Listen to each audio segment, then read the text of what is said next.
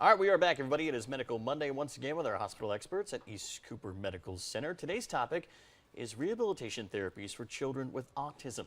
Rebecca Doolittle-McFalls joins us right now with some great information that everybody needs to know. Rebecca, thanks for coming on the show. We do appreciate it. Happy to be here. That headline, it really grabbed a lot of people's attention a couple of weeks ago. 1 in 68 kids now diagnosed with some sort of autism spectrum disorder. So I guess after you get that news, once you process it, what's your first step as a parent or a friend of somebody? What do you need to do?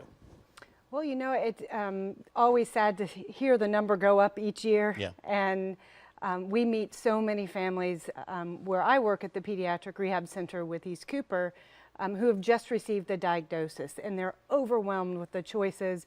I mean, they've Googled it, they see this list of therapies they could potentially try, and it can be really overwhelming. So a lot of times when they come in, we like to try to help be a little bit of a compass for them and directing them in places that might reinstate good hope in their family for the future for their kiddo. I guess that is really the great news, is that there are so many things and there's so much research going into this disease right now because it's so prevalent.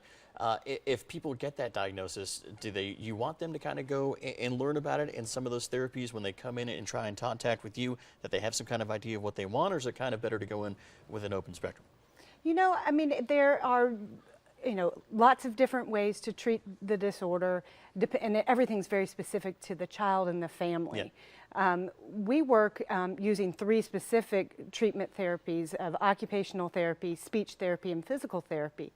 And a lot of times what we do is we have a very family-centered orientation, and we evaluate the child. We figure out what the biggest obstacles are to the family and the child, to them getting back to joining their class and sitting at the dinner table, and really help the parents understand how their role as the parent of a child on the autism spectrum is different than maybe what they had expected. Because you have to tailor this kind of rehabilitation program for every single child, because everybody's different. Exactly, exactly. And finding those individual unique needs for those kids can make a huge difference in helping them to process all the sensory information out there, helping parents know how to enrich their communication when it's been a stumbling block. Yeah, let's talk about one of those occupational therapies, because I haven't heard much about that one. What exactly does that entail?